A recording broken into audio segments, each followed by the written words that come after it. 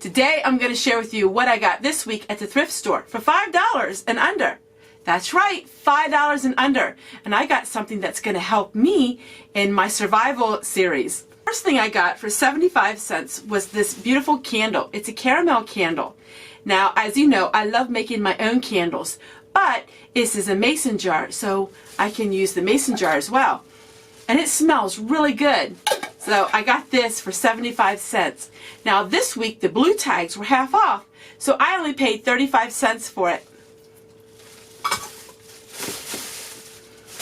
And then for an upcoming video, I'm going to be making my own TV dinners. And for $1, I got these. So we are going to make our own TV dinners that we can freeze. I think this is going to be a great video that you're all going to enjoy, how we can make TV dinners that don't have any preservatives and not that high sodium that you get at the grocery store. And then for 25 cents, I got this little measuring cup, and I really like it. It's the stainless steel, and I'm always looking for these because I put these in my bulk food. So for 25 cents, I got this. And last but not least, for $2, I got canned heat. It's canned heat. This is going to be great in our survival series because we can use this to heat our food in an emergency. Let's just say I couldn't go outside and start a fire for some reason. We have this Sterno canned heat for $2, and it gives me, I think it's 3 of them. And I think one of them lasts 12 hours long. So we're going to use this and put it in our survival bucket. And then for 25 cents, I got this other little scoop. I thought it was so adorable. As you know, I love these little stainless steel cups, measuring cups, and they're great for in my food storage. So for under $5, I got all of these items. Too bad of a day. I got a few things that I can use to make videos and things that I can help in my preparedness. So many of you are asking, okay, Tessie, what are you going to start on the next project and the next challenge? We are still going to go on with our $5 challenge, our $5 survival challenge, but this time we're going to be using a different store for our $5 challenge. And I can't wait to share with you next week a 4-part series, once again, how we're going to take $5 and we're going to use that survival food, but it's a different store this time. So you're going to have to stay tuned until you find out where we're going this time. I'm busy today in my pantry because I have all of these jars and I'm putting some dried food in them to store up. But so many people have asked me, could I share a little bit about my prepping library? As you all know, I have an extensive library.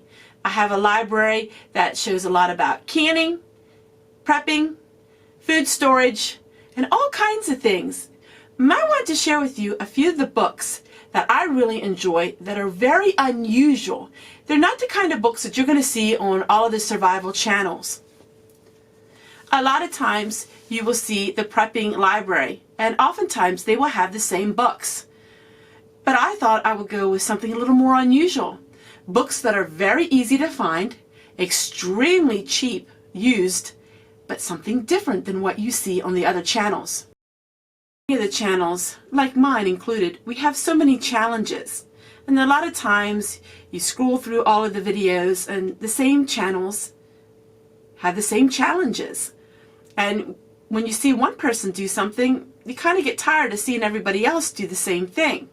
So that's why I've always tried to be very different on my channel. In other words, I have Cheat Meal Monday and Crockpot Wednesday. These are all things that I came up with for my channel. Thrifty Thursday, going to the thrift store for $5 and under, and Heart to Hearts. These were things I tried to do to make my channel a little bit unique and a little bit different than what you would see every day. I know that people are very busy, and in having somebody to watch my channel is very humbling, and I'm very honored. So I like to give you all kinds of new things, things that maybe you wouldn't have been seeing at other places. I'm going to share with you some books that mean a lot to me, are helping me a lot in my learning of prepping skills. The first book I'm going to share with you is by Cheryl Driggs. It's called Simply Prepared. I'm very much into food storage. While I don't follow the Mormons' religion, I do really love their food storage tips. And this one is brought to you by the Mormons. but you can buy it used on Amazon, and I paid less than $5 for it. Also, there is a website called Thrift Books that you can get books extremely cheap. And here it talks all about being prepared. It's everything you need to know about being prepared. Non-food, food, very down to earth. And so this is my choice, #1 for a prepping book. Simply Prepared by Cheryl Fisher Driggs. All of these books I bought very reasonably priced, and they were all under $10. That's including the shipping. I got them on Amazon or Thrift Books. The next one I love was from the 70s, and this one too I received online. It's called The Food Storage Guide and Cookbook.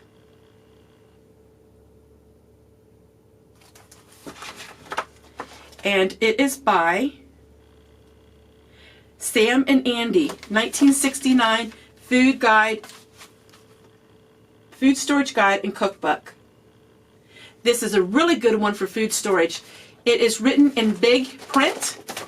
It has meals using the food in your storage. It tells you how to store food. This is a very highly recommended book that I would recommend.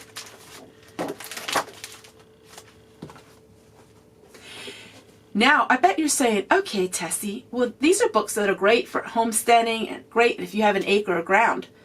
Is there any books for me? I live in an apartment, and I don't have all of the acres and things that you do. Well, my friends, one of my favorite books is actually called Homesteading in the City, Down-to-Earth Guide to Cheap City Living. And this is another book I got very cheap. It is a survival manual for young people living in town or off campus. Now, this is what you would call a frugal book, a book about how to live frugally and cooking your own meals. This is a very good book, extremely good. I love it. Nancy Singelman, Homesteading in the City. All-time favorite author. Those of you who subscribe to Back to Earth Living and Countryside back in the 70s would know who this is.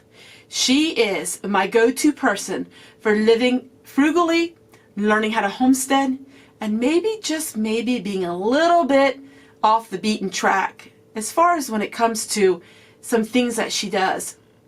As you know, I don't always follow the USDA guidelines for canning, but I'm very educated and I take great precautions in my canning.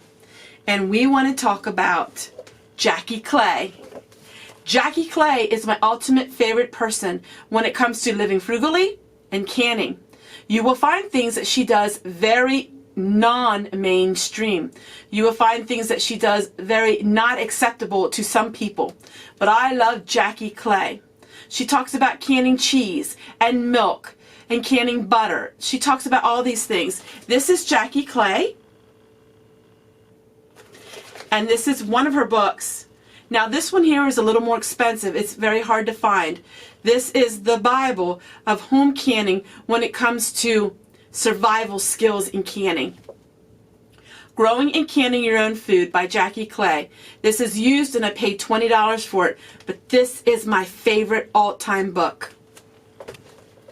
She has a lot of books, and this one is called Recession-Proof Your Pantry, Self-Reliant. It talks a lot about the nitty-gritty part of off-grid living, homesteading.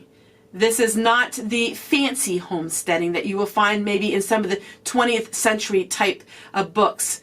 This is down-to-earth, hillbilly type setting and living a homestead type lifestyle. Jackie Clay. You can look up Jackie Clay. There's a lot of articles on her, and I think you will enjoy it. You will be able to glean some of her recipes if you search her name. I know Countryside has a few of her articles that are online.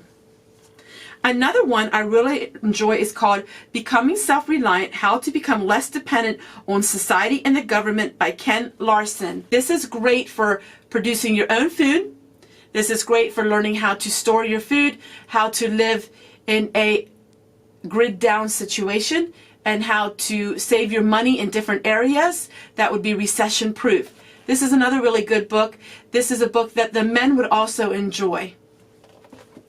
I hope you enjoyed some of these more unusual prepping and homesteading books.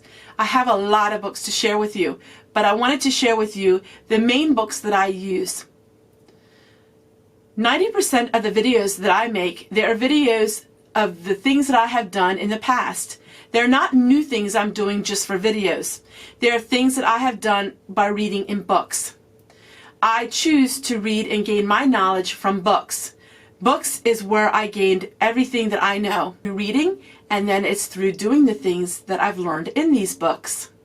The internet is great. It's a great resource for things to learn, but in a downgrade situation, or things would happen badly in this economy, you're going to need to rely on books. When I didn't have electricity for that day, the first thing I thought is I was so glad for my books, because when you don't have the internet, what are you going to have?